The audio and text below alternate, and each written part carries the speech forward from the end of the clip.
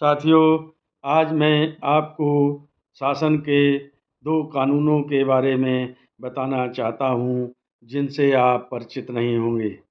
ये 2 कानून हैं, ग्रामीण क्षेत्र में यदि किसी ग्राम सभा में 2 दुकानें हैं, उन दुकानों में से यदि कोई दुकान नष्ट हो जाती है, तो वह ग्राम सभा के प्रधान और विभागीय अधिकारी मिलकर यदि चाहें तो बची हुई दुकान में उसको मर्ज कर सकते हैं, ऐसा नियमानुसार है।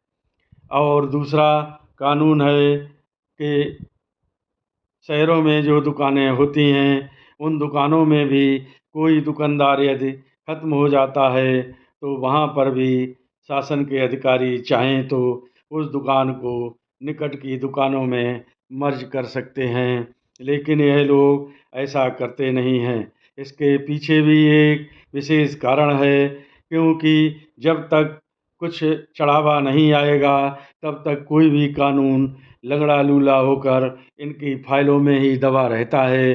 जब ही कुछ चढ़ावा आ जाता है, तभी वह लंगड़ा लूला कानून एकदम से स्वस्थ होकर दौड़ने लगता है और कार्यरत हो जाता है।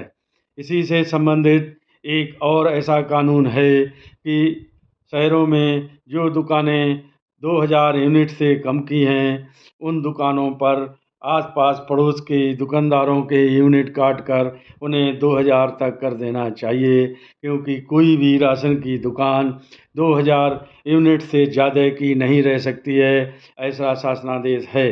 मगर विभागीय अधिकारी इन शासनादेशों पर भी अपना मनमाना रवैया अपनाकर कार्य करते हैं। नियमानुसार कार्य करने पर उनको किसी तरह की भी दक्षिणा मिलने की कोई संभावना नहीं होती है।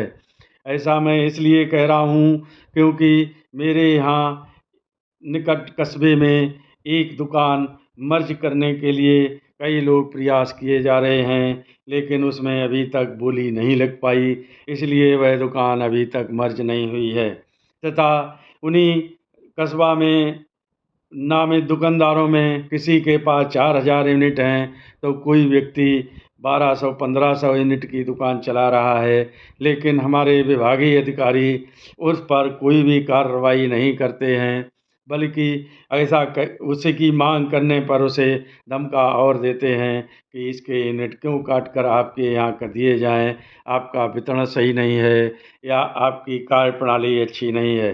इस तरह से धमकियाँ देकर इन दोनों कानूनों की धज्जियाँ विभाग में बैठे अधिकारी उड़ाते हैं। यह लंगड़े लूले कानून उनकी फाइलों में तब तक कैद रहते हैं, जब तक कि इनकी बैटरी चार्ज करने का इंतज़ाम नहीं हो जाता। जैसे ही इन कानूनों की बैटरी चार्ज करने का इंतज़ाम विभागीय अधिकारियों के पास हो जाता है, तैसे ही इन कानूनों को लागू कर दिया जाता है। अतः साथियों, सावधान रहें और अपनी मांग समय समय पर स्थानीय अधिकारियों से करते रहें, ताकि उन्हें भी मालूम रहे कि हमारे राशन विक्रेताओं को हमारी मनमानी और कानूनों के बारे में जानकारी है। यह हमको कभी भी कानून पढ़ा सकते हैं। धन्यवाद। जय हिंद, जय भारत, नमस्कार।